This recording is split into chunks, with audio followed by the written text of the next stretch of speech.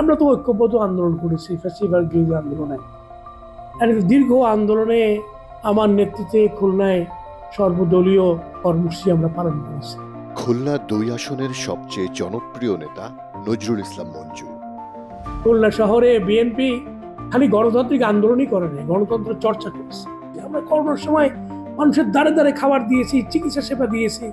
এগুলো আমরা দুর্যোগে আমরা কয়রা পর্যন্ত আমরা ত্রাণ কার্যক্রম করেছি।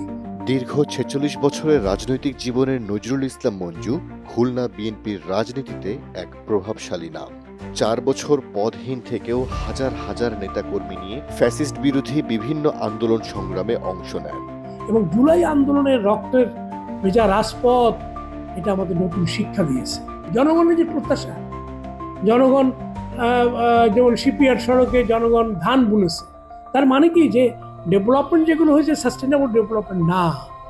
এইসব ডেভেলপমেন্ট যেটা মানুষকে কষ্ট থেকে বের করে আনতে পারে, মানুষ রিলিফ পায়, আমরা সেগুলোকে ফার্স্ট প্রায়োরিটি দেব। আসন্ন জাতীয় নির্বাচনে খুলনা ২ আসনে প্রার্থী ঘোষণার মধ্য দিয়ে আবারও রাজনীতির মূলধারায় ফিরলেন নজরুল ইসলাম মঞ্জু। এবং এই ঐক্যবদ্ধ বিএনপি যেটুক বিভক্তি ছিল, মনোনয়নের পরে সেই বিভক্তিগুলো দূর হয়ে যাবে। আমাদের ভারপ্রাপ্ত চেয়ারম্যান নির্দেশনা দিয়েছেন, আমরা প্রার্থীদের সাথে কথা শুরু করেছি। সবাই আমরা একসাথে মিলেই ঐক্যবদ্ধ বিএনপি নিয়ে মাঠে নামতে চাই। এক্ষেত্রে পদহীন কিংবা পদ আছে, এটা আমাদের কাছে বিপর্যয়। আমাদের বিপর্যয় হচ্ছে ধানের শীষকে বিজয়ী করতে হবে যে কোনো মূল্যে। নির্বাচিত হলে শহরের জলাবদ্ধতা নিরসন সহ জনগণের প্রত্যাশা পূরণ করতে চান তিনি। এবং ধাপে ধাপে সব কাজ শেষ করতে হবে। এবং শহরের জলাবদ্ধতা এটা বড় সমস্যা, এবং এই সমস্যা থেকে নগরবাসীকে বাঁচাতে হবে, এটা আমাদের প্রায়োরিটি থাকবে। এছাড়া নগরীতে নানান ধরনের ডেভেলপমেন্টের ওয়ার্ক আছে, যেগুলো খুলনা শহরের মানুষের নগরবাসীর জন্য যেটি প্রয়োজন, সেগুলি আমাদের ফার্স্ট প্রায়োরিটি। এই আসনে বিএনপির প্রার্থী মনোনীত হওয়ায় উচ্ছ্বাসিত নেতাকর্মীরা।